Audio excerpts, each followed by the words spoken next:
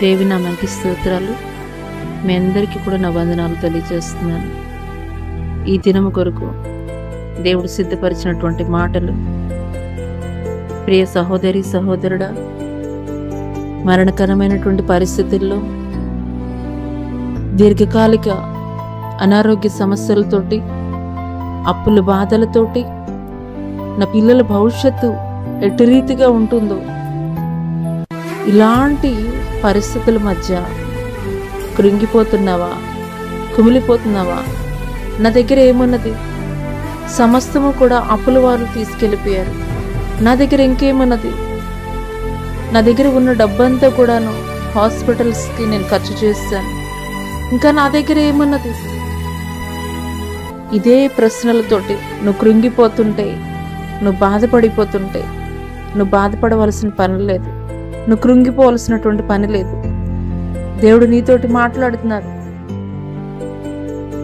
ఆవగింజంత విశ్వాసం నీలో ఉంటే గనక అద్భుతమైనటువంటి కార్యాలు నువ్వు చూడగలవు. సమస్తము నీ కోల్పోయి ఉండవచ్చు, సమస్తము కూడాను నీ దగ్గర వ్యయమైపోయి ఉండవచ్చు. కానీ నీలో ఆవగింజంత విశ్వాసం కలిగి ఉన్నావా? నువ్వు ఆవగింజంత విశ్వాసం గనుక నీవు కలిగి ఉంటే ఇప్పుడే మోకరించు, దేవుడి సన్నిధిలో ప్రార్థించు.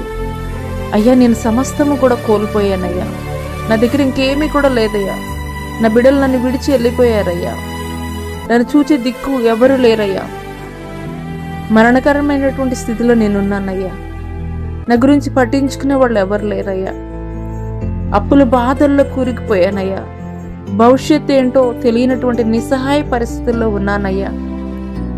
ఇదే రీతిగా నువ్వు ప్రార్థిస్తున్నావా? అయితే నిశ్చయంగా నీ ప్రార్థన దేవుడు ఆలకిస్తున్నాడు.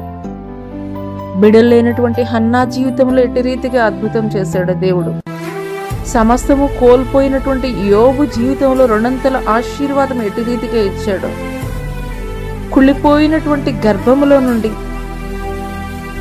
అబ్రహాము యొక్క సంతానాన్ని ఎట్టి రీతిగా ఆశీర్వదించాడు. ఎలీషా యొక్క శిష్యుడు మరణించినప్పటికీ కూడాను, ఆ కుటుంబం అప్పుల బారిన పడినప్పటికీ కూడాను ఒక్క నూనె కుండ ద్వారా ఎట్టి రీతిగా వారి కుటుంబాన్ని ఆదరించాడు. నిశ్చయముగా నీ కుటుంబాన్ని కూడా దేవుడు ఆదరించబోతున్నాడు. నిశ్చయముగా నీ పితరుల జీవితాల్లో జరిగించినటువంటి అద్భుతాలు నీ జీవితంలో దేవుడు జరిగించడా? నిశ్చయముగా జరిగిస్తాడు.